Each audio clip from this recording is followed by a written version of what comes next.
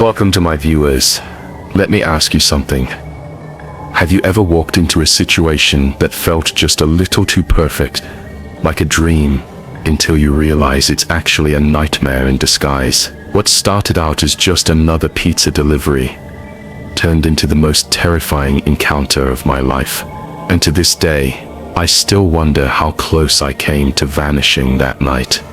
At 17 years old, I was working part-time as a pizza delivery boy for a small local pizza place just outside of town. It wasn't glamorous, but it paid all right for a teenager with few responsibilities, and I'd been at it for several months.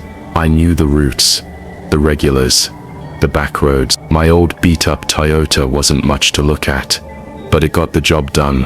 Rust on the sides, AC that worked only when it wanted to, and a stereo that only played CDs if you jammed them in just right. It was a Friday night, maybe Saturday, I can't remember which anymore, but I do remember it was one of those closing shifts that dragged until midnight, because we stayed open later on weekends. The rush had mostly died down. It was past 11, and we were winding things down for the night, when my boss Mario handed me what we thought would be the last delivery, one pie to a woman named Karen. Ironically, I glanced at the ticket. The address was about 15 minutes out. That raised an eyebrow. Most of our orders came from within 5 minutes of the shop. This was out past the strip malls, down a long 2-lane road that led into a quieter, older part of town. But hey, longer distance meant better tip, right? I boxed up the pizza, slid it into the heated carrier, and threw it into the back seat of my car. The engine coughed a few times before turning over, and I backed out, flipping on my playlist for the drive. Something upbeat, just to keep me alert. The streets were practically deserted, lit only by flickering amber streetlight. By the time I pulled onto the block of the delivery address, the music felt like it was echoing in a void. The house was small, modest like the others in the neighborhood. Faded siding, dim yellow porch light, and one lit window on the first floor, the kind of house that looked tired even from the outside. I stepped out with the pizza and started walking toward the front door, when a voice called out, sharp, almost too sharp for how quiet it had been a second earlier. "Excuse me, that pizza's for us. We gave the wrong address." It came from the house next door. I paused, confused, and turned to see a woman waving at me from an open window. She looked to be in her 40s, with curly hair and a cigarette between her fingers. She smiled wide, too wide. "You're looking for us," she said. "Sorry about the mix-up," I hesitated. This wasn't standard. But hey, mistakes happened. I nodded and walked to their house. The doorbell was clearly broken, just a cracked button with wires sticking out. So I opened the storm door and knocked hard on the main door. No answer. 30 seconds pass. I knocked again, louder this time. From behind the door came a muffled voice. 1 second. Another minute ticked by, and the door creaked open. A woman mid-40s, heavy perfume, red lipstick that looked like it had been applied in a moving car, stood in the doorway. She looked me over from head to toe with a slow, deliberate gaze and smiled. Well, Charles, come look how handsome the delivery boy is." From behind her, another woman appeared, same age, similar look. She leaned in close to her friend, then looked me over too, both of them giggling like teenagers. I could feel my face turning red. I wasn't exactly a ladies' man back then, especially not with women twice my age. The first woman, Karen, I assumed, tilted her head and asked casually, "What time do you get off work?" I stammered, caught off guard. This is probably my last delivery." Karen raised her eyebrows. "Well then," she said, "you should come in and have some wine with us." My heart thudded. It wasn't fear, not yet. It was that awkward, hormone-fueled anxiety of a teenage boy being flirted with by older women. I knew my friends would never let me hear the end of it if I passed this up, so I forced a smile. "Yeah." As I stepped inside, Karen asked, "How old are you?" 21, I lied. Instantly, both women laughed. "We don't care if you're under J's."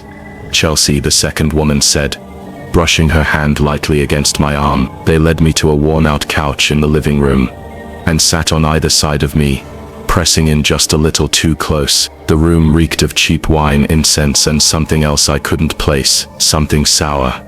They poured me a glass of wine, and I sipped it, trying not to gag. I hated wine. They kept up the flirting, touching my arm, complimenting my dimples, giggling about how adorably shy I was. I smiled, nodded, laughed awkwardly, waiting for the moment to escape. The entire situation felt like a strange dream, one that was slowly turning sour. And then Chelsea said, "We want to show you something in the basement."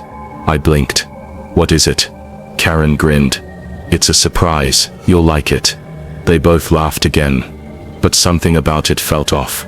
They insisted I go down first. I stood and walked toward the basement door, pausing at the top of the stairs. It was pitch black below. No light, no movement. "Where's the switch?" I asked. "Leave the lights off," Chelsea said, her voice suddenly quieter, flatter. I stared down into the abyss, and then I saw something move, just for a second, like the flicker of an arm, pulling back into the shadows. Goosebumps exploded across my skin. I turned around, and saw the two women slowly creeping toward me, no longer smiling, just blank faces, void of any warmth. They froze when I looked at them, then quickly plastered their fake smiles back on, laughing like nothing was wrong. "What's down there?" I asked again, this time with more force. Karen tilted her head. "It's a surprise," she repeated, her voice now eerily calm. I backed away from the stairs, and said I should probably get the money for the pizza. I started inching toward the front door, and then I saw him. A man, massive, easily 6'5", standing in the doorway to what must have been the kitchen. He was bald, wearing a stained white tank top, and his eyes were locked on mine like a predator who'd just cornered his prey. He didn't move. He just said 5 words. 5 words. I'll never forget. "Let's just make this easy." I didn't say a word. I didn't think. I turned, yanked open the door and shouted, "Pizza's free." I sprinted to my car, heart pounding, legs barely functioning. I jumped in, slammed the lock, and jammed the key in the ignition. And there he was, already at my window. His face was inches away, eyes cold and expressionless. He tried the door handle once, then knocked on the glass. I threw the car into drive and peeled away so fast I almost ran off the road. I didn't stop, didn't look back, didn't even breathe until I reached the safety of the pizza shop parking lot. I stormed inside, pale, sweating, and told Mario and the others everything. They were stunned. Mario didn't even care about the missing pizza. I called the non-emergency police line and reported what happened. Not because I had proof of anything, but because I knew something wasn't right in that house. I didn't want to imagine what might have happened to someone else who went down those basement stairs. Maybe I was paranoid, or maybe I walked out of a trap designed for someone just like me. And to this day, I still wonder what, or who was waiting in that basement. If you made it this far, don't forget to like, share, and subscribe for more real stories that make your spine tingle. Stay safe, and always trust your instinct.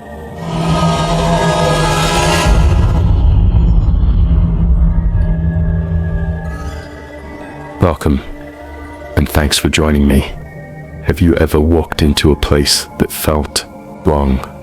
Not in an obvious horror movie kind of way, but something deeper, a tension in the air, a silence that presses on your ears, a gut feeling that screams, "Leave now." That's exactly what happened to me the night I delivered a chicken parm sandwich and a single slice of pizza to a house that, by all accounts, shouldn't have had anyone living in it. I was 19 years old, working part-time at a local pizza place to help pay for food, gas, and the usual day-to-day stuff. It wasn't a glamorous gig, but it was consistent. Take the order, box it up, bag it, drive it out, and hope for a decent tip.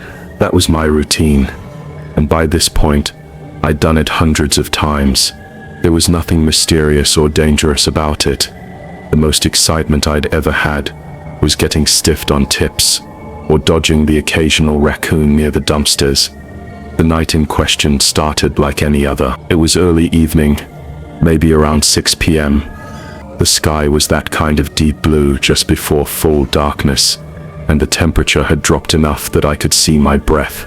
I grabbed the next order, a chicken parm hero and a plain slice, small order. probably wouldn't get more than a few bucks in tips for it. But hey, money is money. I entered the address into my GPS and headed out. The location wasn't too far, but the further I drove, the more rural things became. The houses started spreading farther apart, and there were long patches of road with nothing but trees and the occasional mailbox leaning sideways in the dirt. This particular block was tucked away at the end of a dead-end street I'd never delivered to before. The houses were different here, more like tiny farmhouses than suburban homes. One had an RV parked on the lawn, like it hadn't been moved in years. Another had chickens wandering freely through tall grass. It felt like I'd driven into a forgotten part of town. There was a strange quietness to the place. No kids playing, no dogs barking, no TVs humming through the windows. I finally pulled up to the address listed on the order. The house was off. That's the only way I can describe. It was small and oddly shaped, almost like it had been built in a hurry, or pieced together with mismatched parts. Its wooden panels were weathered and peeling, the windows too dark for the time of evening. It sat right next to what looked like an abandoned property, one that had clearly been left to rot. Overgrown shrubs crawled up the side of it, and the grass hadn't been cut in months. I parked the car and walked up to the front steps. No lights. The front door was cracked open just slightly, not enough to see inside, but enough to set my nerves buzzing. Then from somewhere inside, I heard it, a piano playing. The notes were muffled, faint, but distinct, a repetitive, almost childlike melody that looped again and again. It was eerie, especially coming from a completely dark house. I stood there debating whether to knock or just leave the food and go, but I had a job to do. So I knocked. Nothing. I rang the doorbell. It didn't work. The piano kept playing. I didn't want to just barge in, so I figured maybe there was someone around back. I walked around the side of the house, my footsteps crunching over leaves and debris. The backyard was an absolute mess. Rusted tools, broken patio furniture, even a collapsed section of chain link fence, just lying in the middle of the lawn. I knocked loudly on the back door and looked through the glass. The inside looked even worse, like a storm had passed through, and no one had bothered to clean up. I could barely make out what seemed to be a cluttered mudroom or storage area. Still no answer. I walked back to the front, pulled out my phone, and called the pizzeria. One of the guys answered, and I asked him to double-check the address. He took a moment, then confirmed, "Yep, I was at the right place." I didn't like it, but I wasn't about to turn back without giving it one more shot. So I pushed the front door open and called out, "Pizza's here." The piano stopped. Silent. Then after a moment, a voice, male maybe in his late 40s or 50s, called out, "Over here," and the piano started up again. It was the same melody, over and over, each note clinking in the air like it was coming from a music box in a child's room. Still no light, just the faint piano and the smell, musty, thick, and old. The kind of smell you associate with basements or attics that haven't been opened in years. I took a cautious step inside. The floorboards creaked beneath me. I stood in what I guessed was the foyer, though it was hard to tell with all the darkness and clutter. I called out again, "Sir." The piano stopped again, and now the silence was unbearable. Then that same voice, "Yes, sorry, I have trouble walking. Could you just bring it in here, please?" I paused. "Which room are you in, sir?" There was a long beat of silence before he responded, "If you just walk through the living room. I'm in the dining room."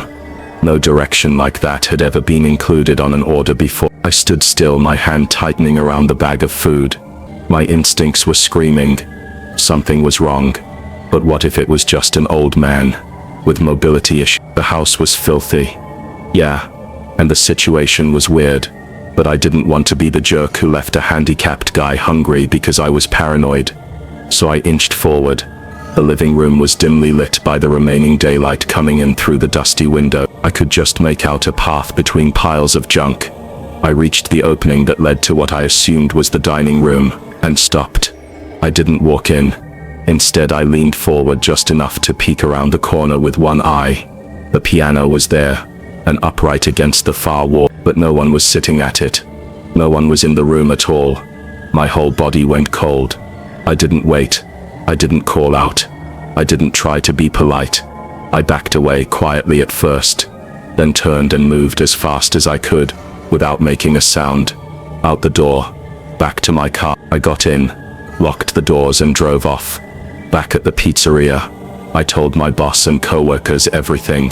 They didn't think I was overreacting, especially when the customer never called to ask why their food never arrived. That told us all we needed to know. Later that night, after my shift ended and the adrenaline wore off, I looked up the address. The house had been foreclosed on months ago. It was officially marked as vacant. According to online records, no utilities had been active there for weeks. I don't know what I walked into that night. Maybe someone was squatting there. Maybe it was an elaborate prank. Maybe someone had planned to rob me or worse. But that piano, that voice, the empty room, it still gives me chills just thinking about it. Some places carry a darkness you can't explain, a silence that doesn't feel empty, but full, watching, waiting. I was just lucky I listened to my gut before it was too late. If this story gave you chills, don't forget to like, share, and subscribe for more real-life horror and strange encounters. Thanks for watching. Stay safe out there.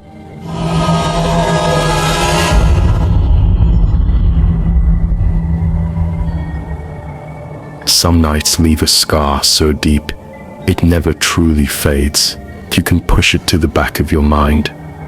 Tell yourself it's over, but in the stillness of a quiet night, when the wind brushes against the windows just right, the fear creeps back in. Welcome and thanks for joining me. What I'm about to share isn't just a story, it's a memory burned into my mind. A memory from my last week working at an Italian restaurant, where what should have been just another late-night pizza delivery nearly turned into my last. It was a humble little place, half pizzeria, half sit-down Italian restaurant.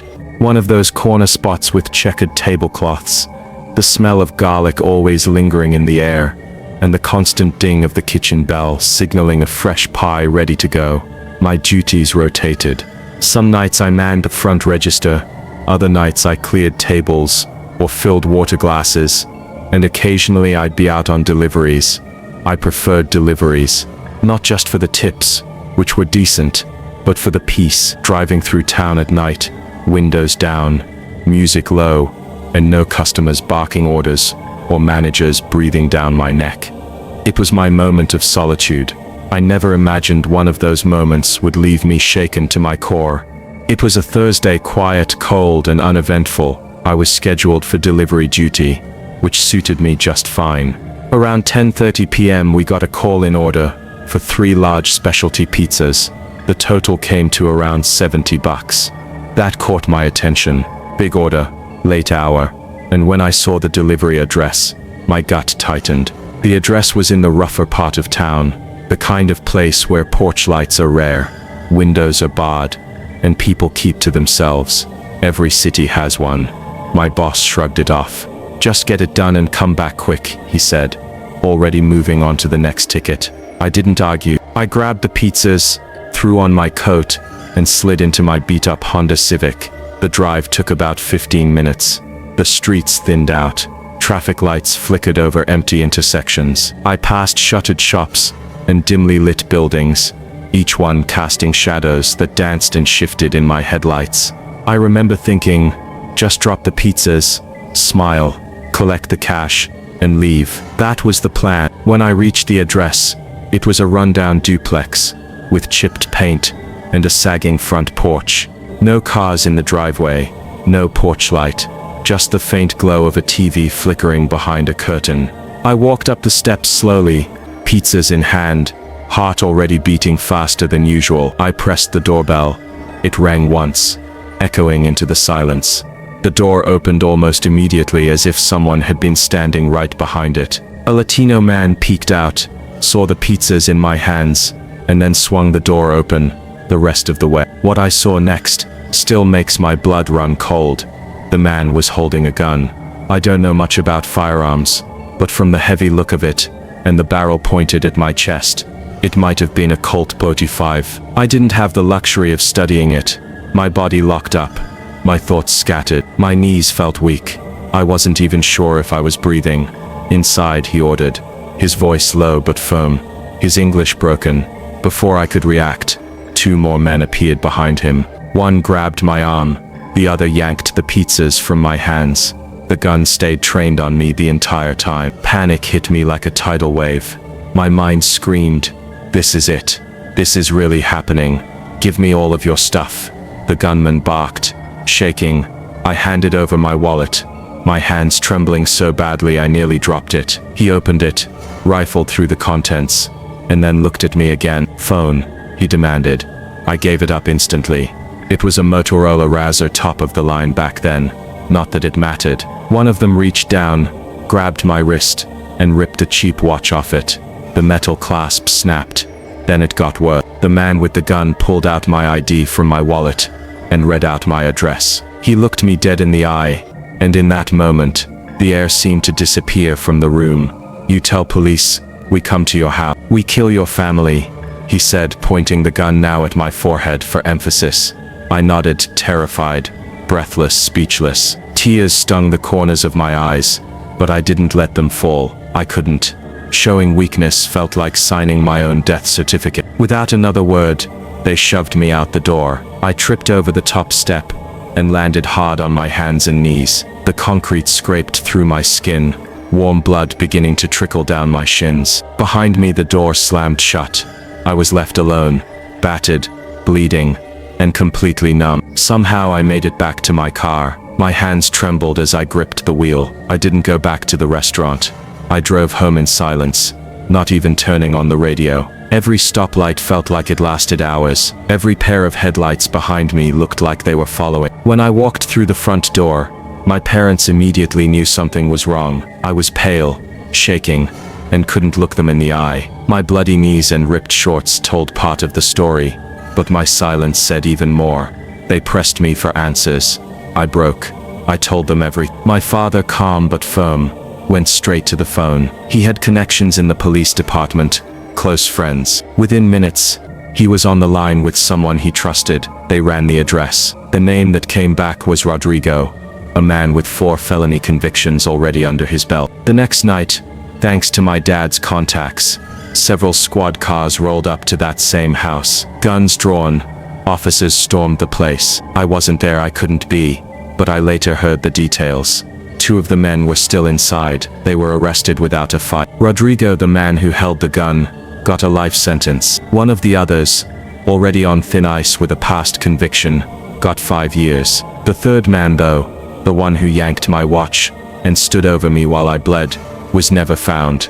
To this day, I don't know where he went. I don't even know his name, but sometimes on quiet nights, when the breeze rustles the trees outside, or the back gate creaks open and closed in the wind, I wonder, there have been nights I've woken up convinced I heard footsteps outside the house. Nights where I swear I saw a shadow moving near the backyard. Maybe it's just my imagination, maybe it's leftover fear, but maybe, just maybe, he remembers my address too. I've moved on with my life, changed jobs, tried to let go of what happened. But something like that doesn't ever truly leave you. It lingers in silence, in dreams, in the dark corners of your mind. I don't think he'll come back. I want to believe he's gone for good, but I'll never forget that night, and I'll never feel completely safe again. If you found this story gripping, don't forget to like the video and subscribe for more real-life horror and suspense stories. Share your thoughts or similar experiences in the comments below.